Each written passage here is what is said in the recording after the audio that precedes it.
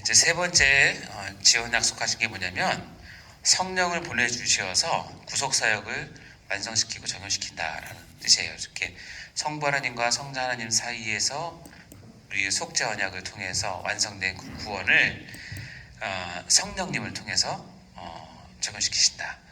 어쩌면 예수님께서 마지막 사인은 전 이것 때문에 했을지도 모르겠어요.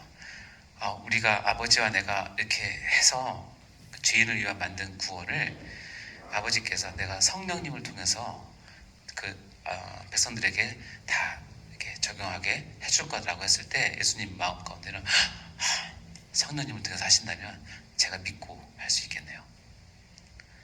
그래서 이 부분 성령을 보내주셔서 구속사역을 적용시킨다라고 하는 이 부분이 배우는 것이 구원론이에요. 그러면 성부 하나님과 성자 하나님 사이의 속죄 언약을 통해서 만들어진 구속이라고 하는 것을 결국 실제 우리에게, 실제 하나님의 백성에게 시대와 장소와 공간과 모든 것을 환경을 초월해서 각 사람에게 적용이 돼서 우리가 구원을 얻을 수 있는 그 은혜는 누가 하시냐면 성령 하나님께서 하세요. 그래서 구원론이라고 했고, 그래서 구원론을 다른 말로 성령론이라고 얘기를 해요. 우리 개혁주의는 구원론이 성령론이기 때문에 다른 데서는 성령론을 이제 신비적인 쪽으로 자꾸 얘기하는데, 성령님께서 하신 일들 가운데는 신비적인 부분이 물론 없지 않고 당연히 있고 신비적인 일도 하십니다. 그러나 전체 사역 중에 극소수라고 생각하시면 됩니다. 그건 꼭 필요할 때만 하세요. 그래서 저는 성령님을 가끔 이렇게 표현하는데, 이 속죄 언약에서 성령 이름이 안 나오잖아요. 근데 보면은 이렇게 완성된 것은 성령님을 통해서 완성이 되니까 성령 하나님은 정말 겸손하신 분이세요. 제가 알고 있는 분들 중에서 제일 겸손하세요. 정말 겸손하세요. 그리고 오로지 생각은 아버지의 영광, 아들의 영광을 위해서 최선을 다하시는 분이세요.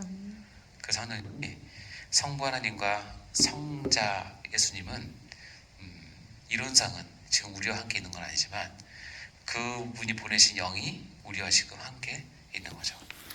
그래서 이 성령님을 이렇게 얘기합니다. 요한복음 14장 16, 17절 읽어볼까요? 시작.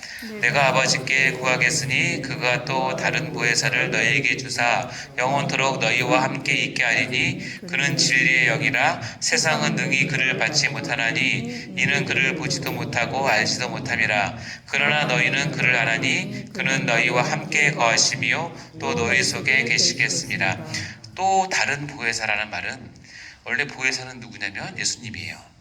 하나님과 인간 사이에서 그 관계를 연결시켜주는 보혜사인데, 또 다른 예수님께서 하셨던 그 일과 그 일을 받아서 다시 보혜사 역과 또 다른 보혜사가 있는데 그분의 별명은 진리의 영이에요. 그리고 그분은 너희와 함께 계세요. 그리고 너희 속에 계세요.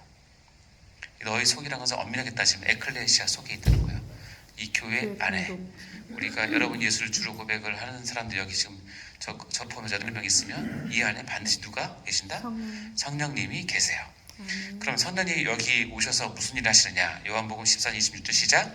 보혜사 곧 아버지께서 내 이름으로 보내실 성령 그가 너에게 모든 것을 가르치고 내가 너에게 말한 모든 것을 생각나게 하리라.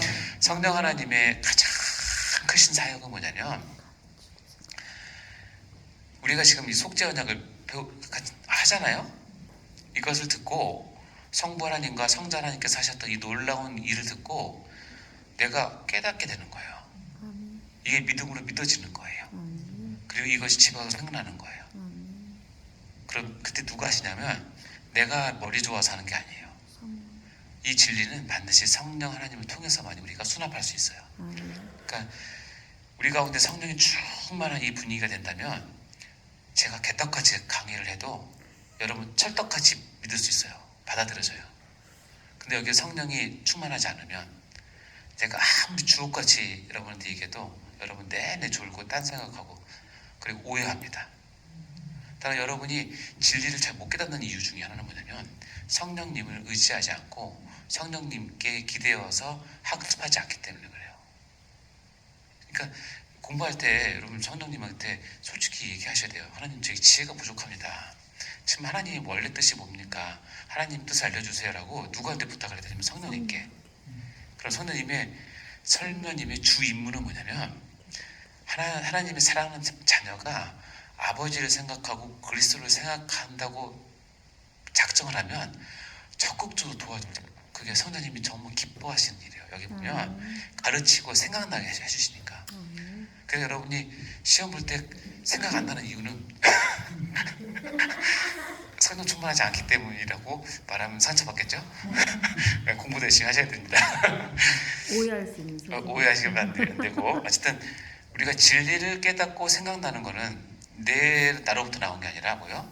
성령 하나님의 가장 중요한 나와 함께 있는 이유 중에 하나예요. 그러니까 내가 예수님을 잘 깨닫고 말씀을 읽을 때 깨닫고 찬양할 때 눈물 흘리고 기도할 때 정말 하나님과 통하는 그거는 성령님께서 우리를 사랑하셔서 이렇게 다 베풀어 주시는 거라고 생각하시면 돼요. 그러면서 성령님은 자기 자신을 안 드러내세요. 그래서 성령님은 너무나 겸손하신 분이세요. 근데 모든 구원의 역사에는 반드시 성령이 함께 하세요. 아멘. 요한복음 16장 13절 15절 보면 이렇게 나옵니다. 그러나 진리의 영이 오면 그가 너희를 모든 진리 가운데로 인도하시리니 그가 스스로 말하지 않고, 즉 성령님은 스스로 말하지 않아요. 오직 들은 것을 말해요. 장래일을 너희에게 알리시라. 그가 성령님이 내 영광을 내는 누구냐면 그리스도예요. 예수님의 그리스도의 영광을 나타내리니 내 것을 가지고 예수님 것을 가지고 너의 것을 알리신다는 거예요. 지금 성령님은 뭐냐면 스스로 말하는 것이 아니라 예수님의 영광, 예수님께서 가르치셨던 거, 예수님께서 말씀하셨던 것을 가지고 너에게 나타나신다는 거예요. 드러나게 하신다는 거예요. 물론 아버지께 있는 것은 다 내 것이에요. 성부 하나님께 있는 것은 다 성자 하나님 것이에요. 그러므로 내가 말하기를 그가 내 것을 가지고 너에게 알리시는 거예요. 그럼 뭘 알리냐면 내 것을 가지고 너에게 알리면 성부 하나님의 모든 것을 알 수 있어요. 저는 얘기했지만 하나님의 형상 우리가 뭘 보면 알 수 있다 그랬죠? 예수님이잖아요. 하나님의 형상은 예수님을 통해서만 알 수 있다 그랬잖아요. 같은 얘기예요. 어떻게 할 수 있냐? 거기에는 우리가 보이지 않았지만, 기록하지 않았지만, 배우지 않았지만 예수님을 통해서 하나님을 알 수 있는 그 길은 성령 하나님께서 그렇게 우리에게 역사하셔야 알 수 있는 거예요. 아무리 신학자가 뛰어나고 아무리 머리가 똑똑해도 이론적으로 알 수 있지만 그것이 나에게 영적인 체험으로 안 와요. 성령이 없으시면. 그러니까 성령님께서 구속사역을 주시겠다. 이것도 속죄 언약 내용에 다 있는 내용이죠. 이 내용을 우리가 구체적으로 배우는 것이 구원론, 성령론이라는 뜻입니다. 구원론 가면 그래서 이런 부분을 좀 더 자세히 배우겠죠. 네 번째, 구원된 백성을 성자 예수님께 주셨어요. 그래서 하나님은 예수님을 주님이라고 부르는 것을 원하세요. 원래 하나님이 주님이세요. 성부 하나님이. 근데 성자 예수님도 구속 언약을 완성하신 하나님으로서 주님이라고 부를 것을 명령하세요. 요한복음 17장 6절에 보면 세상 중에 내게 주신 사람들에게 내가 아버지의 이름을 나타내었나이다. 그들은 아버지 것이었는데 누구에게 주셨다? 내게. 그는 원래는 성부 하나님 거예요. 모든 영광과 모든 건 다 성부 하나님 것인데 내게 주셨고 그들은 아버지의 말씀을 지켰나이다. 지금 그들은 아버지께서 내게 주신 것이 다 아버지께로부터 온 것인 줄 알았나이다. 즉 이제 우리가 예수를 이제 정확히 잘 믿으면 예수님을 통해서만 하나님 아버지의 모든 것을 볼 수 있어요. 예수님을 통해서만. 그것이 우리 얘기지만 예수님을 통해서만 하나님의 형상을 완벽하게 볼 수 있다는 것과 같은 얘기죠. 자, 빌립보서 2장 9절 11절 한번 읽어볼까요? 시작. 이러므로 하나님이 그를 지극히 높여 모든 이름 위에 뛰어난 이름을 주사 하늘에 있는 자들과 땅에 있는 자들과 땅 아래에 있는 자들로 모든 무릎을 예수의 이름에 꿇게 하시고 모든 입으로 예수 그리스도를 주라 시인하여 하나님 아버지께 영광을 돌리게 하셨느니라. 하나님께서 이 구속 언약을 완성하신 예수님이 자기 아들을 너무 기쁘게 생각하셔서 그를 지극히 높여주셨어요. 모든 이름이 뛰어난 이름을 주셨어요. 그러면서 이렇게 얘기합니다. 모든 무릎을 예수의 이름에 꿇으라 그런 거야. 그리고 모든 입으로 예수 그리스도를 뭐라고? 주라고 시인하. 이 두 가지, 즉 내가 예수의 이름 앞에 무릎을 꿇고, 이게 무릎 꿇다라는 뜻 있지만 그것보다는 뭐냐면 나의 모든 전 인격과 전 존재를 예수 앞에 복종하는 뜻이에요. 예수님께 복종, 완벽하게 복종하고 내 입으로 예수를 주라고 시인하는 것, 나의 삶 전체가 예수를 주라고 시인하는 것, 이 두 가지를 할 때 하나님 아버지는 내가 죄를 통해서 영광을 받는다고 생각하는 거예요. 그럼 하나님께 영광 돌리고 싶죠. SDG, 솔리 데오 글로리아 있잖아. SDG, 하나님께 영광이라고 할 때 그럼 뭐가 하나님께 영광인가? 여러 가지가 있을 수, 여러분 달란트로 할 수 있지만 이 말씀에 의하면 예수께 철저하게 무릎 꿇고 내가 예수를 입으로 내 삶을 통해서 시인할 때 하나님은 그 두 가지를 하는 성도를 보면 제가 나에게 영광을 돌리는구나 하고 느낀다는 거예요. 그러니까 예수 없이는 우리가 하나님께 영광 돌릴 방법이 없어요. 예수께 무릎 꿇고 인정하고 우리가 배웠던 예수님 주권, 주인 되심, 내 마음이다 이놈아를 늘 마음에 새기시고, 혹시 치킨 먹으러 가면 또 잠깐 생각하시고, 기억나십니까? 아버지께 영광을 돌리는 건 두 가지예요. 예수 이름에 무릎 꿇고 예수 이름을 주라고 시인하는 것. 여러분 평생에 해야 될 일이에요. 그리고 이렇게 했을 때 하나님께 약속하신 게 뭐냐? 하늘과 땅의 모든 권세를 아버지께서 아들에게 주셨고, 마지막 심판도 누가 하시냐면 원래 하나님이 하셔야 되는데 계시록에 보면 예수님이 하세요. 마태복음 28장 18절에 보면 이렇게 되어 있죠. 예수께서 나와 말씀하여 이르시되 하늘과 땅의 모든 권세를 내게 주셨으니 라고 되어 있잖아요. 그래 볼지어다 내가 세상 끝날까지 너희와 항상 함께 있으리라. 그래서 하늘과 땅의 모든 권세를 받았고, 모든 권세를 받으신 분이 뭐 할 때, 내가 가서 민족으로 제자를 삼고 세례를 베풀 때, 그리고 내가 너에게 분부한 모든 것을 가르쳐 지키게 할 때, 즉 복음을 전할 때, 하나님 나라를 전할 때 나 너와 항상 함께 있을 건데, 내가 너와 항상 함께 있는 나는 누구냐면 하나님 아버지로부터 모든 권세를 위임받은 하나님이라는 뜻이에요. 두려워하지 말라. 요즘 말로 쫄지 말라. 쫄 필요 없어요. 세상 앞에 좁니까? 나와 함께 있는 분이 모든 권세를 위임받으신 분입니다. 그 5가지 약속을 여러분 기억하시면 됩니다. 자, 그러면 봐요. 자, 그럼 우리가 성부 하나님께서 성자님께 4가지를 요구하셨고, 이 4가지를 할 때 5가지 지원을 약속을 하셨어요. 이것을 받고 성자 하나님께서 딱 보시고 아버지의 뜻에 따라서 이 모든 것을 받아서 뭐 하냐면 순종했어요. 그래서 순종이라고 하는 것은 굉장히 중요한 단어예요. 순종이라는 것은 왜 중요하냐?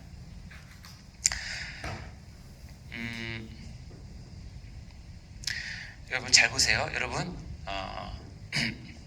소고기 햄버거 하면 햄버거 사이에 뭐가 있는 거예요? 소고기.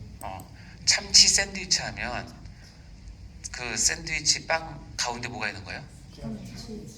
참치가 있죠. 그렇죠? 성부 하나님이 요구와 약속이 있어요.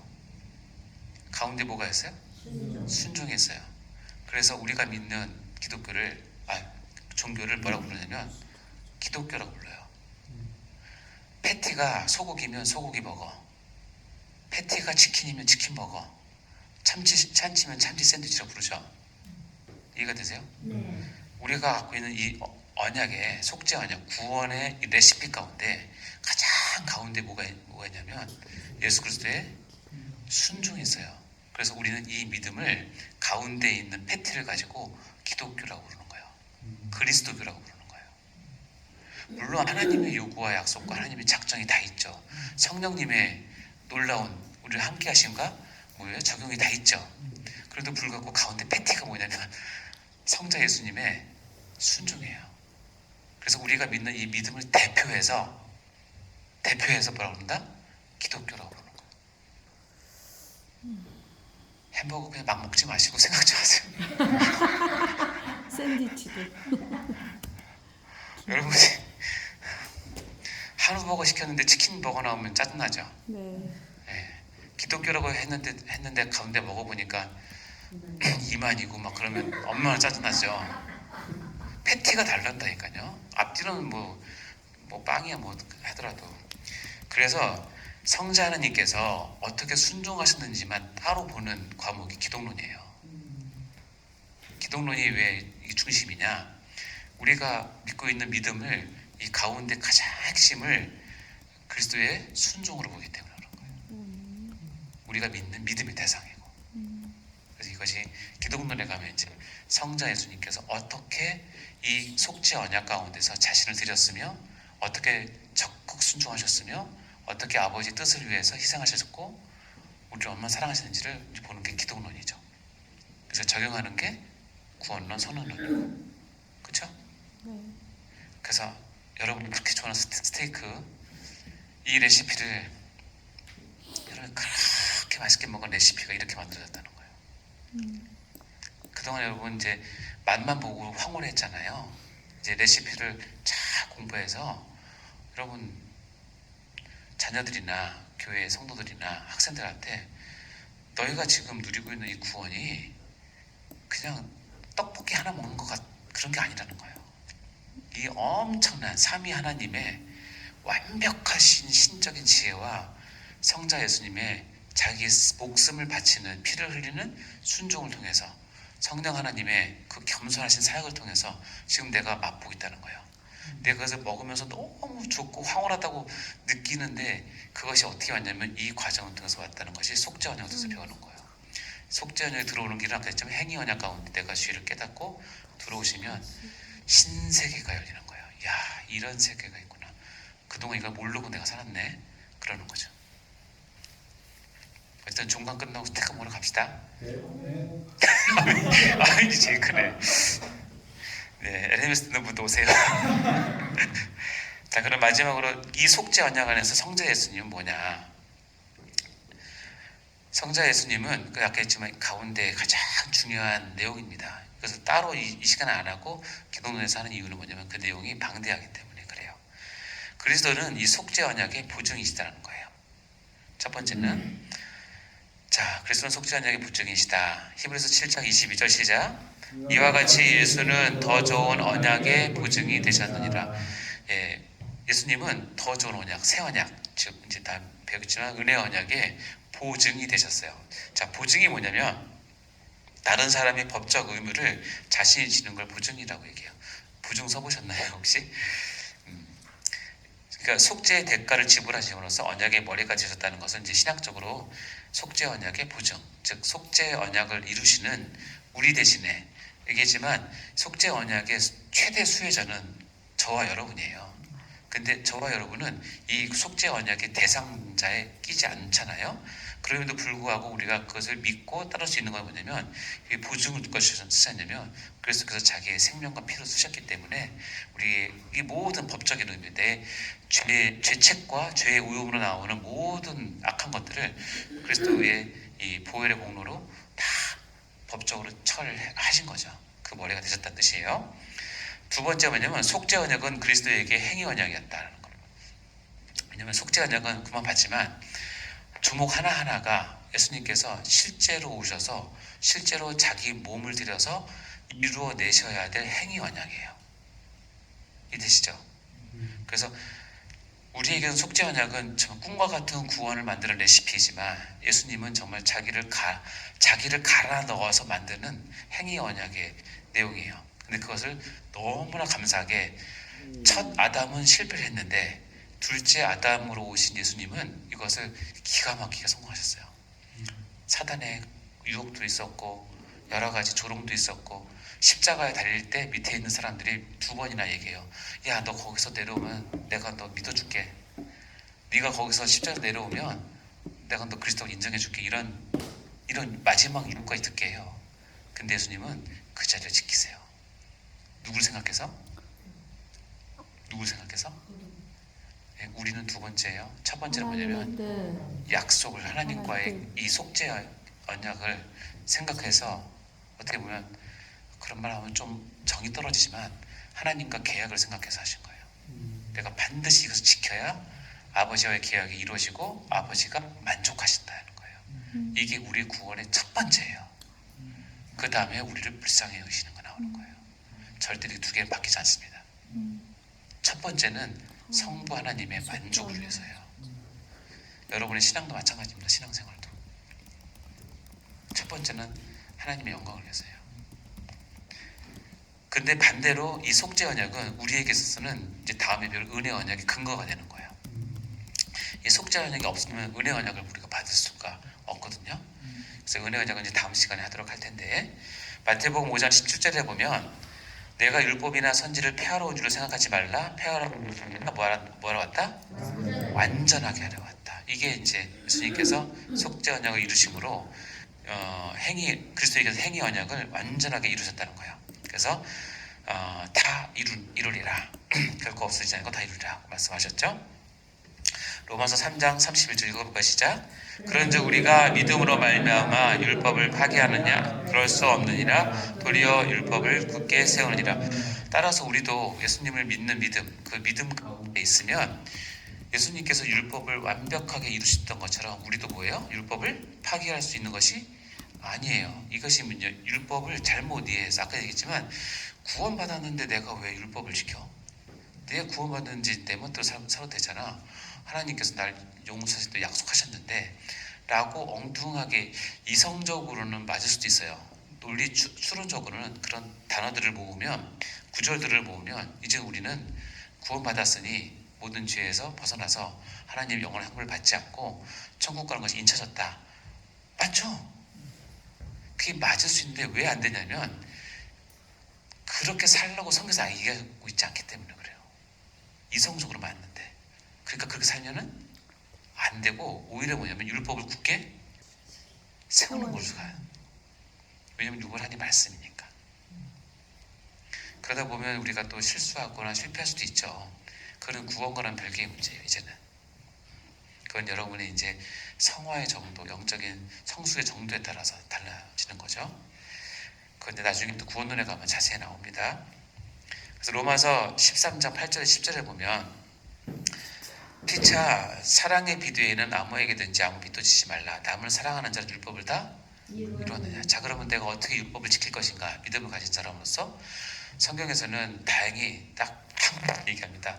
남을 사랑하는 자는 보다 율법을 다 이루었다. 와, 사랑하십니까?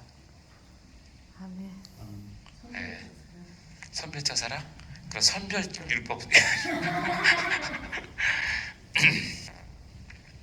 이 말씀 앞에서 누가 어떻게 감히 숨을 쉴 수 있겠습니까? 사랑은 이웃에게 악을 행하지 않는 거래요. 그리고 그러므로 사랑은 율법에 보다 완성이다. 아까도 제가 처음에 얘기했잖아요. 우리 믿음은 옳고 그름에 대한 것이 아니에요.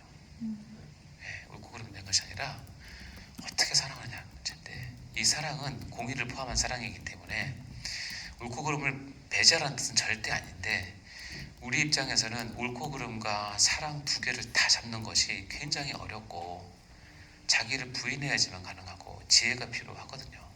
그러니까 그때마다 하나님의 공의와 사랑을 완전하게 이루신 십자가를 우리가 붙들고 어떻게 하면 예수를 사랑할 수 있을까를 늘 생각을 해야죠.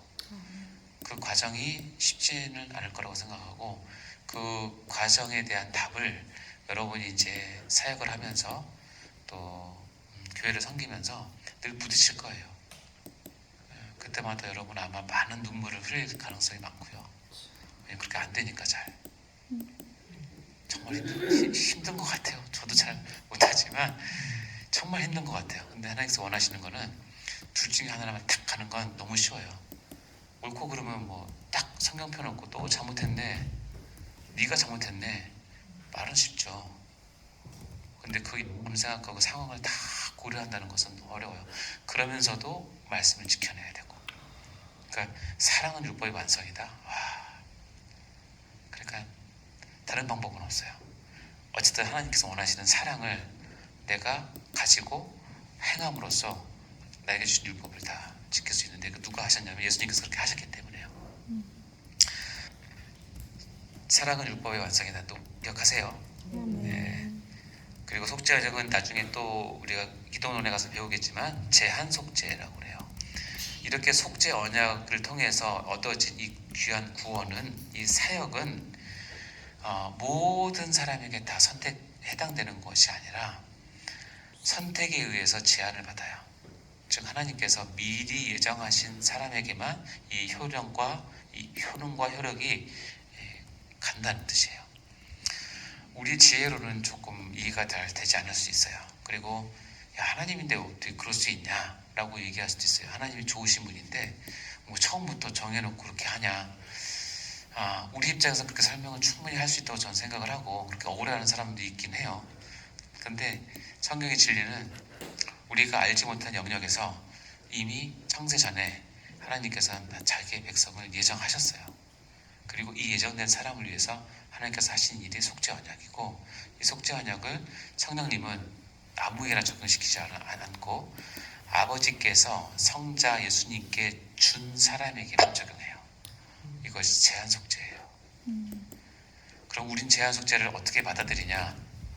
잘못 받아들이는 경우, 제한 속죄니까 누가 구원받을지 안 받을지 모르니까 왜 전도합니까?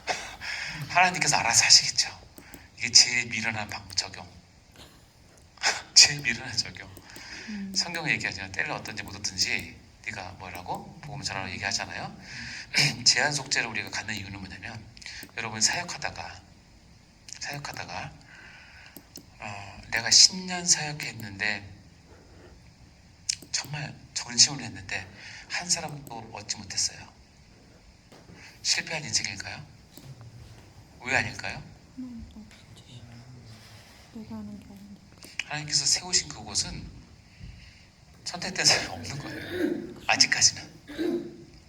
그러니까 뭐예요? 낙심하지 말라고. 둘째, 여러분이 했는데 여러분이 막 설교를 했는데 막 하루에도 수십 명씩 와서 막 회개하고 돌아오고 교회 등록하고 막 교회가 막 부흥해. 그때 뻐기지 말라고. 하나님께서 이 제한 속죄 받은 사람들을 보내줬을 뿐이지 내가 잘난 건 아니에요. 그러니까 내 앞에 있는 사람이 구원 받을지 안 받을지에 관심 갖는 것은 우리의 주관심이 아니에요. 이게 지금 구원은 전적으로 하나님께서 하세요. 보내주시는 것도 하나님께서 하세요. 그 사람이 지금 받지 안 받을지는 몰라요. 그러나 그건 있어요. 내가 준비가 덜 돼서 이 사람이 그 길을 놓치고 갈 수도 있지만, 그렇게 하지 않으려면 뭐냐면 나는 최선을 다해서 준비할 뿐이에요. 말씀이나 환경이나 조명이나 마이크나 영상이나 최선을 다해서 하세요. 그리고 최선을 다해서 전하세요. 그리고 한 사람도 안 남았어요? 왜 실망을 해요? 그러지 마세요. 전 저에게 오는 환자 가운데 저를 욕하고 하는 사람이 간혹 있어요. 처음엔 되게 마음이 아팠는데 나중에 깨달았어요. 저분은 내 환자가 아니구나. 그렇게 딱 생각하니까 마음이 너무 편해요. 나한테 맞는 환자들이 오면 내가 조금은 편해요. 제한 속죄는 하나님께서 하세요. 그리고 우리에게, 사역자들에게 이 진리를 알게 하신 이유는 뭐냐면, 때를 어떤지 못 얻든지 말씀을 전할 때에 교만하거나 좌절하지 말고 있는 데서 최선을 다하라는 거예요. 하나님 때가 되면 보내신다는 거예요. 하나님이 하세요. 구원은. 저도 여러분의 구원에는 조금도 관심이 없어요. 여러분 구원 받자마자 제 관심이 아니라, 제 관심은 여러분이 구원받았다고 이 자리에 나와 있으니 제가 그걸 인정하고 뭘 하면 이제, 그러면 여러분의 하나님에 대한 수준과 레벨을 우리 같이 한번 키워봅시다. 이게 제 관심이에요.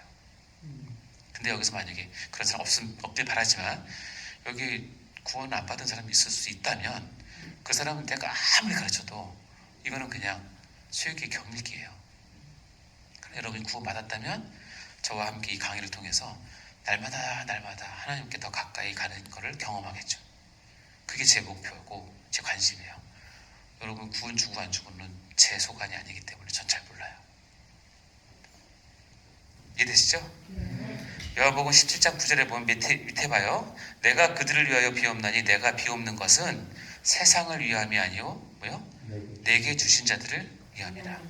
세상 전체가 아니라 이 세상 가운데 있는 하나님 아버지께서 내게 주신 자들을 위해서 뭐한다? 기도한다는 뜻이에요.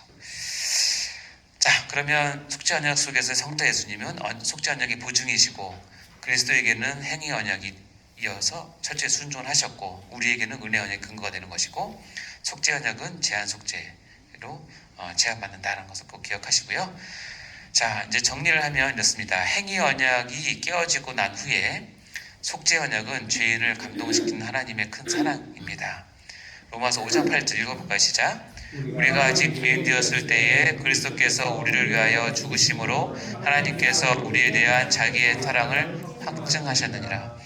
우리가 아직 죄인 되었을 때에 그리스도께서 우리를 위해서 뭐 하심으로? 죽으심으로 하나님 아버지께서 우리에 대한 하나님 아버지의 사랑을 확증하신 거예요. 이게 어떻게 보면 속죄 언약의 기본이에요. 우리가 죄인 되었을 때니까 하나님께서 그냥 두시면 우린 죄인인 상태로 평생 살다가 그냥 갑니다. 80세, 90세, 100세 가겠죠. 대부분 뭐 자가집이 있든 전세 있든지 월세든지 어느 레벨로 살겠죠. 근데 여기 보면 그리스도께서 우리에서 죽으심으로 드러난 게 뭐냐면 하나님 아버지께서 우리를 얼마나 사랑하셨는지를 확증하는 것이 뭐냐면 그리스도께서 우리를 위해서 죽으심으로 확증하셨다는 거예요. 속죄 언약을 통해서 자기의 큰 사랑을 나타내셨다는 거예요. 이어서 속죄 언약은 은혜 언약의 기초가 되고 은혜 언약은 속죄 언약 위에 세워진 확고한 언약이다. 그래서 이 속죄 언약이 확실하게 될 때 우리 다음 시간에 배울 은혜 언약이 우리에게 이제 다가오면서 은혜가 뭔지를 이제 깨닫게 됩니다. 은혜가 뭔지를. 자, 수고 많이 하셨고요. 우리 마지막 정리하고 마치겠습니다. 1번 시작. 나의 구원은 철저히 성부 하나님과 성자 하나님 사이의 계약에 의한 산물이다. 언약에 의한 산물이다. 2번 시작. 우리의 구원의 근거는 결국 속죄 언약을 온전히 순종하시어 다 이루신 예수 그리스도에게만 있으며 따라서 우리는 예수님을 주님이라고 부르고 있다. 아멘. 네. 자, 우리가 거저받은 구원은 절대로 값어치 없는 것이 아니라 한 사람의 구원은 삼위 하나님께서 총출동하신 지상 최고의 선물입니다. 꼭 기억하시고요. 이것을 위해서 하나님은 속죄 언약을 세우시고 성자 예수님의 순종을 통해서 죄인을 구원하셨습니다. 나 같은 죄인 때문에 말입니다. 여러분 감사하고 감격하시고 늘 아멘하시고 여러분의 믿음에 되시고 한 가지 말씀드리자면 여러분이 이제 평생 복음을 전할 텐데 예수님의 구원을 전할 텐데 아까 얘기했지만 이 레시피가 어떻게 됐는지를 충분히 이해하셔야 돼요. 이해하셨죠? 그래서 복음을 너무 감성적으로 전하지 않았으면 좋겠고 그렇다고 복음을 너무 이론적으로 전하지 않았으면 좋겠고 이게 안 있는 내용은 신적인 지혜도 있지만 우리를 감동시키기에 충분한 내용들이 많거든요. 여러분 잘 숙지하셨고 여러분께 되시고 여러분도 많이 느끼시고 여러분이 섬기시는 교회와 아이들과 성도들에게 여러분이 맛본 이 엄청난 맛있는 구원의 스테이크를 항상 좀 주시기 바랍니다. 아멘. 기도하고 마치겠습니다. 하나님 아버지 감사합니다. 오늘 속죄 언약을 통해서 우리를 얼마나 사랑하시는 하나님의 아버지의 마음을 깨닫습니다.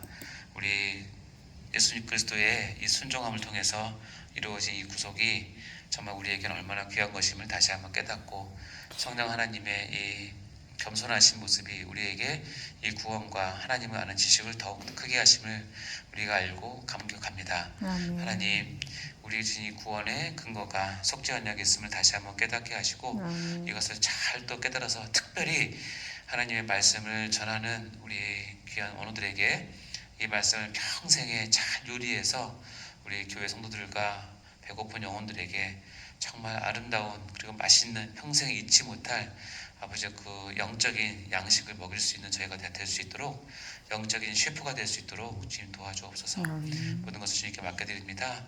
주님 도와주시고 함께해 주옵소서. 감사드리며 예수님 이름으로 간절히 기도드립니다. 네. 수고하셨어요. 네.